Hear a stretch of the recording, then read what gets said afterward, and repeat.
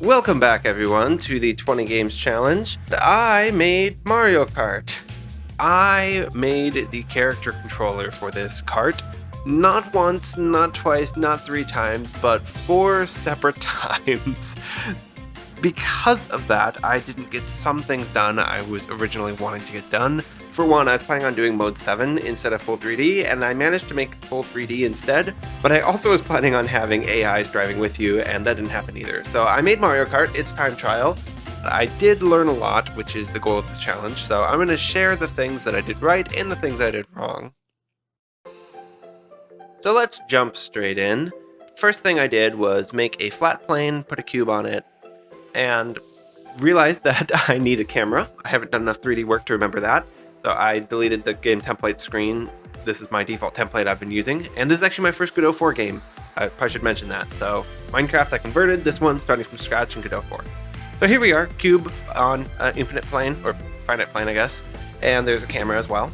I'm then going to just steal the Minecraft character controller just to make sure my cube can walk around a bit. And then I decided to add some physics objects for interactions just to see what would happen. Turns out what happens is not much. You need to code that yourself.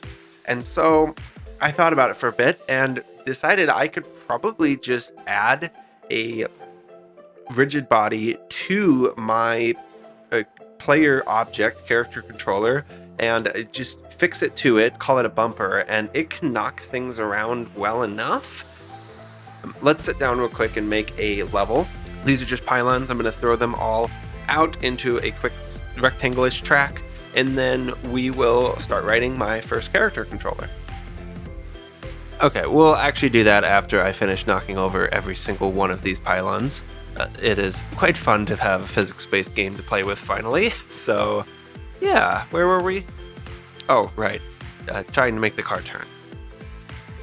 So I'm just going to add a script that rotates it on an axis and keep the forwards and backwards part. Let's see how that works. That is the wrong axis. Okay, let's try to rotate it a different direction. Rotate on the y-axis. And seems to be working here. It's a little bit quick, so I'm going to start changing some variables around, and we're just going to fine-tune this, see how it feels. Things are now technically working. I did some more playing around with it, and I can drive forwards and backwards. I'm actually able to use a gamepad to steer both soft and hard. The problem is this is using a character controller.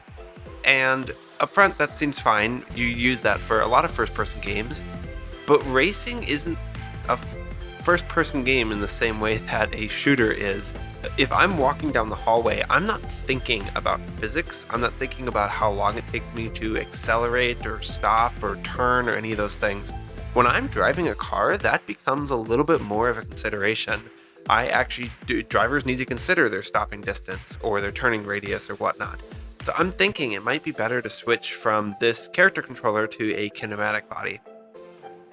And while we're at it, Godot actually has a car body type already, vehicle controller. So I'm going to try this vehicle controller.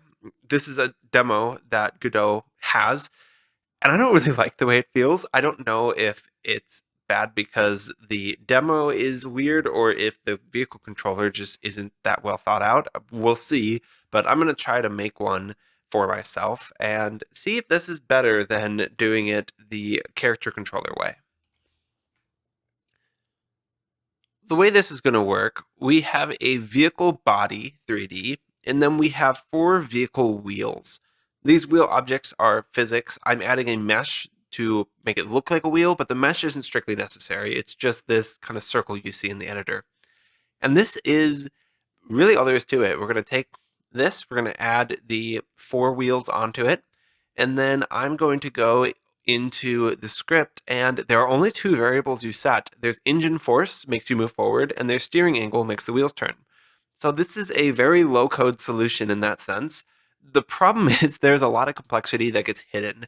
So there's all sorts of stuff. We have springs and dampers and various physics settings to tweak, and it's all hard-coded. It's hidden, hidden complexity, but it's still complex. And honestly, this is more complex than what I was originally planning on doing.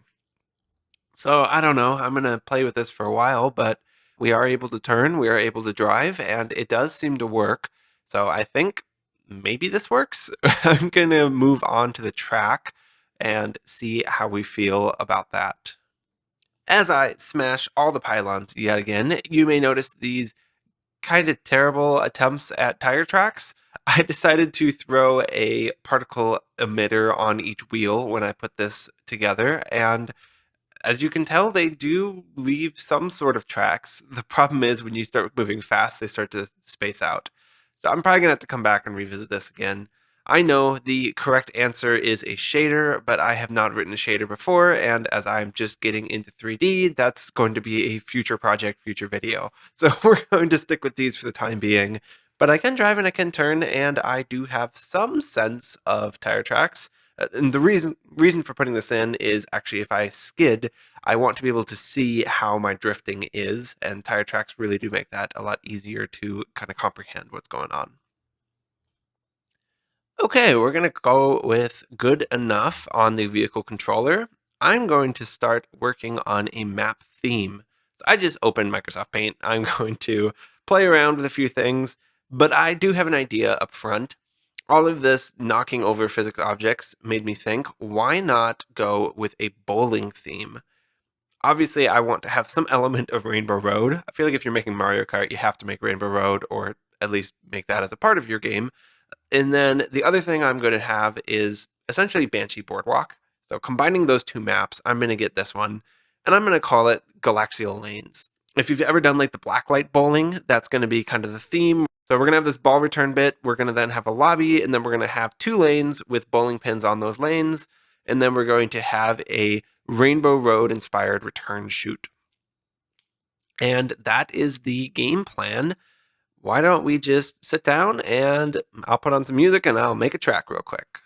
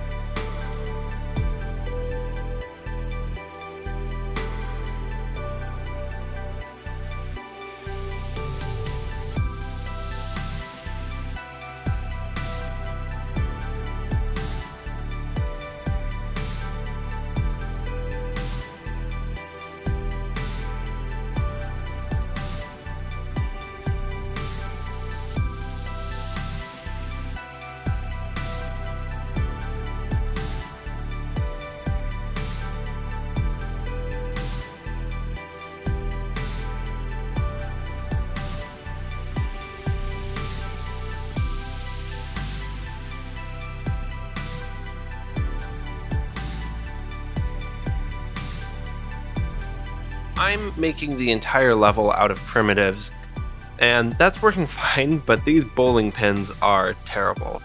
For one, they're way too big, so I need to make them smaller, but also trying to space them right, that is a bit of a math problem, so I had to go through a handful of iterations trying to get it right. Here's what I ended up with in the end. I think it matches a real bowling pin fairly well. I don't know like regulation spacing or anything, but also my car isn't the size of a bowling ball. So I think this is good enough.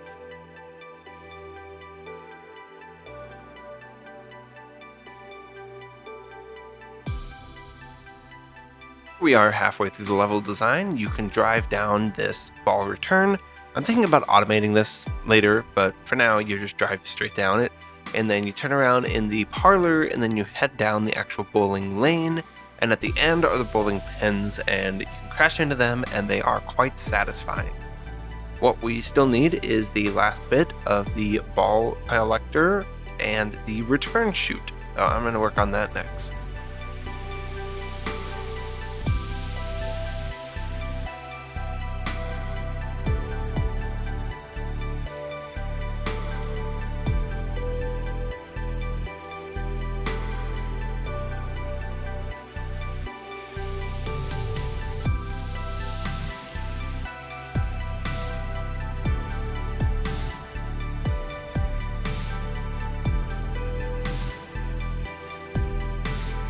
The only thing left now is the return chute, and for that I'm going to use a CSG Polygon 3D.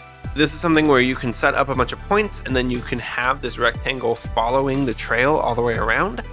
There is a warning that this is only supposed to be for prototyping things, so it's not going to be performant maybe? We'll test that, but for a simple game like this, I'm hoping it's good enough.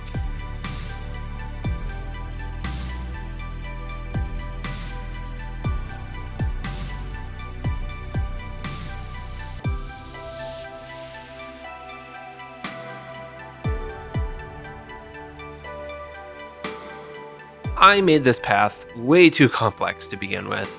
I tried to smooth it out, but I never actually successfully completed a lap.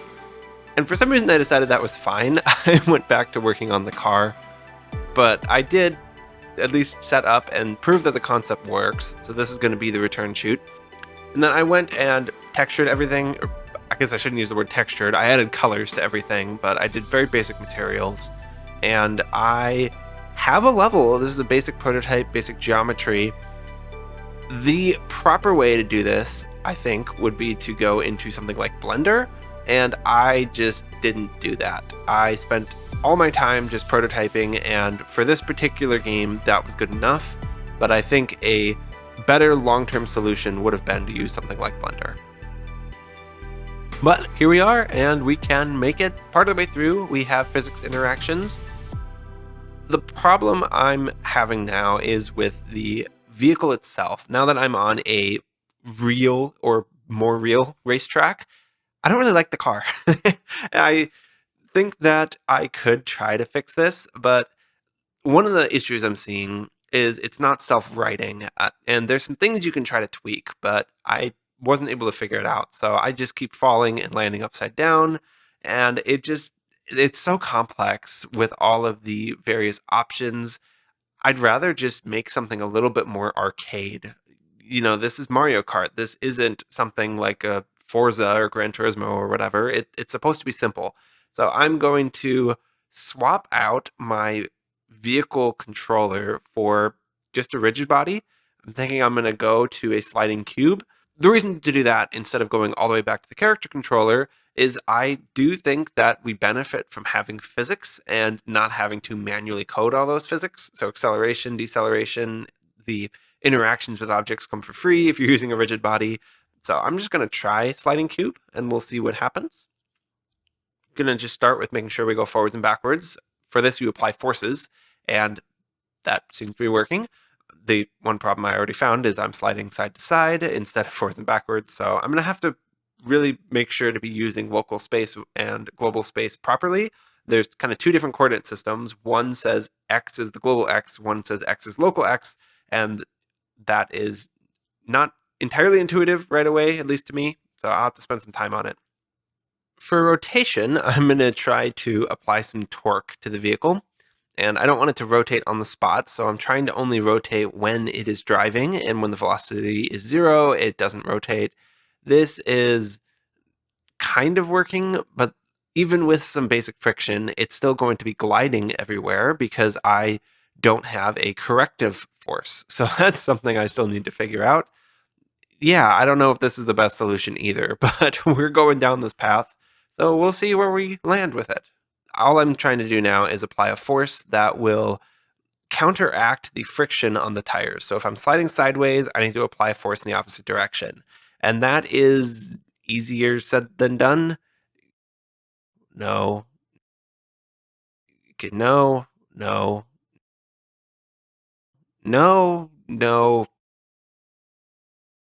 I don't even know what I did wrong this time. Yeah, so this whole thing is a mess, and I am still struggling with global versus local.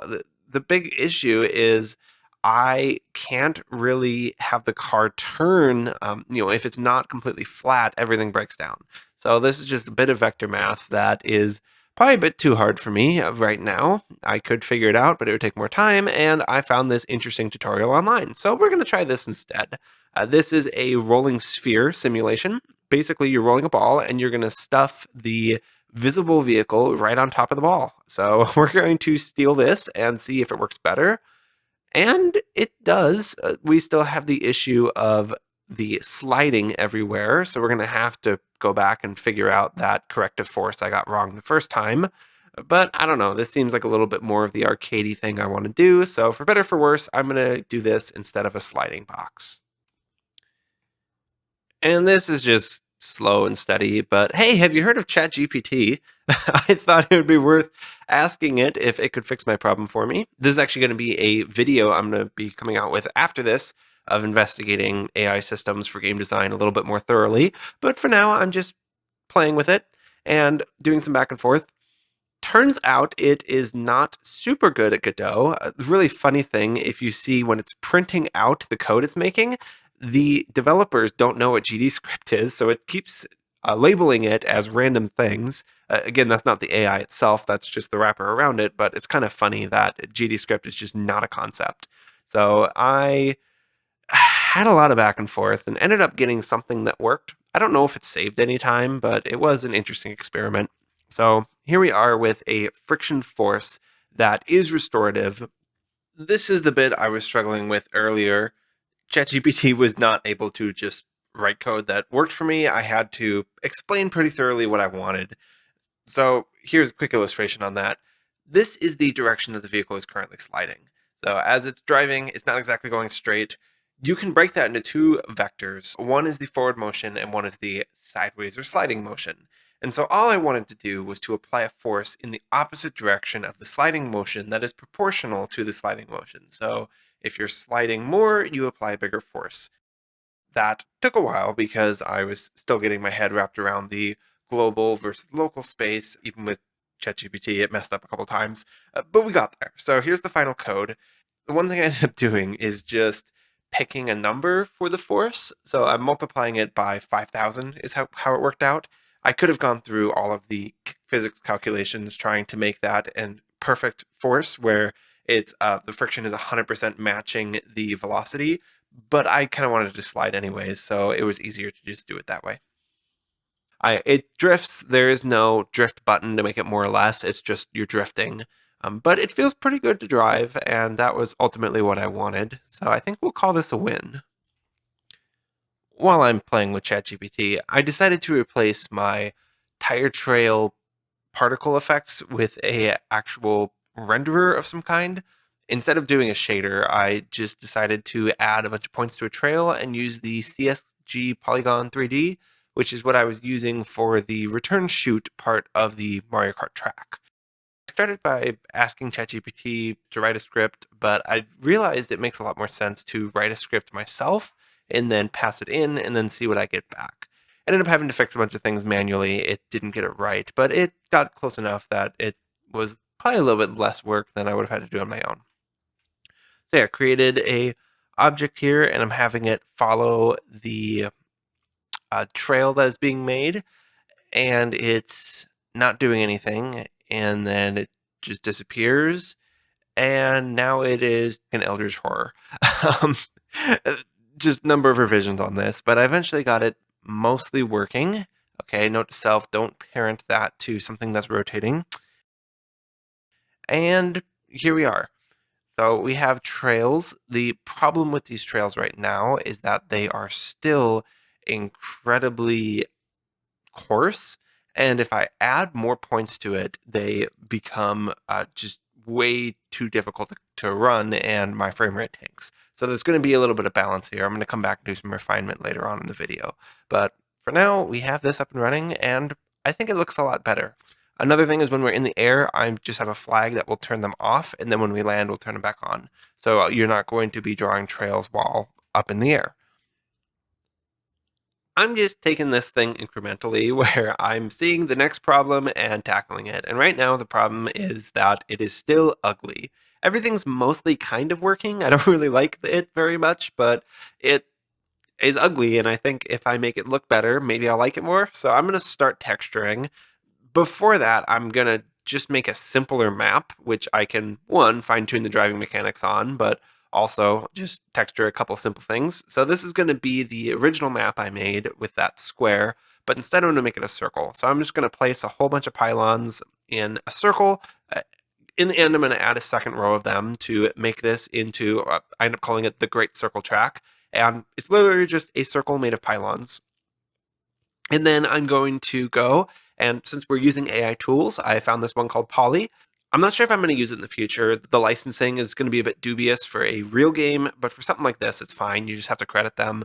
This is generating seamless art. This is the kind of thing that you could do with like Stable Diffusion locally, but hey, this is all in one. You just type in the thing you want and it spits out a texture and then you can apply it. So I'm going to make some textures for this track and for the car itself.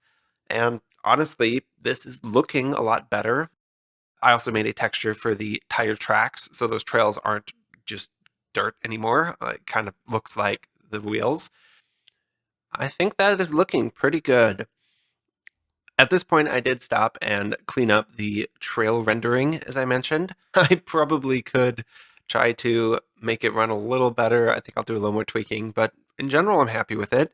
And the actual textures make this whole thing look a lot nicer. So I am very happy with that. I think it's time we return to the main track, the Galaxial Lanes. I'm going to simplify the return chute. That was just too complicated. I never managed to finish a lap, and you can skip. So I'm going to move it where you can't skip ahead by falling onto the chute, and feels a lot better when you do that. I can now finish a lap. The next thing is going to be to finish this texturing on this track. As I mentioned, this is going to be kind of a Rainbow Road inspired, so I made a custom glitter transparent texture for the return chute. There are some artifacts just because it's one object and you're going to be able to see through it. So that is something I could fix, again, if I use Blender and did this properly, but I'm sticking with this for now. It's good enough. Now, for the ball return bit, I decided to make an accelerator, kind of like what you had on DK Mountain or something like that. This is kind of interesting. The way this one works is you have just a bunch of areas and you can actually simulate essentially gravity using those areas. So it will change the direction of physics of gravity and it'll pull you forward. And then I have an invisible smack plate that will just knock you down onto the parlor so you don't go flying out the end of this thing. And at this point, I looked at the clock and realized I had used all the time I had allocated for this one. Rewriting the vehicle controller 4 times was probably not the best use of my time. And so I don't actually have a finished game, which kind of sucks because I got so close, but I really don't want these to take forever. So I stopped. Um, I did start thinking as I was editing the video that maybe adding in the last few bits might not be that hard. So I'm going to go back to ChatGPT and ask it to finish my game for me. I want to see what we can come up with when I do that. So in all seriousness, it is not really able to do that yet, but I was able to get some assistance in essentially writing the parts of the code that I didn't want to have to deal with. So here I have a bunch of counters and text things, and I took a script that was basically empty. I pasted it into ChatGPT. I said, please fill the script out. It got it wrong a few times, but I managed to go back and forth, and in the span of 3 hours, got the game finished. So we have a lap counter that'll count laps 1, 2, and 3. We also have timers that will tell you lap 1, 2, and 3 finished. With that, there are these invisible triggers. I did hard code exactly 5 triggers, so you have to have 5 triggers throughout each level, and there's also a point where if you fall off the map, you'll get reset to that point above the last trigger you pass through. If you pass through the triggers forward, it'll advance the lap counter. If you pass through them backwards, it won't do anything. And you will count up lap 1, lap 2, and lap 3. It also is recording the time that it takes to start and stop each lap. And so that final lap count will show you your lap times. And then when you pass the finish line for the final time, you will get your final time for the entire racetrack. And I have the 2 tracks. I made a super quick menu that just opens it up. Now, this was very hacky. I actually have 2 copies of the main game scene now, and it just picks whichever scene, and there's no back, there's no way to reset. You just have to close the game and open it again. But I do have where you can finish the 2, which feels good. So here is Galaxial Lanes. So enjoy. Thank you so much for watching. If you want to download the source code to this, it is below, and I'll see you in the next one. Bye-bye.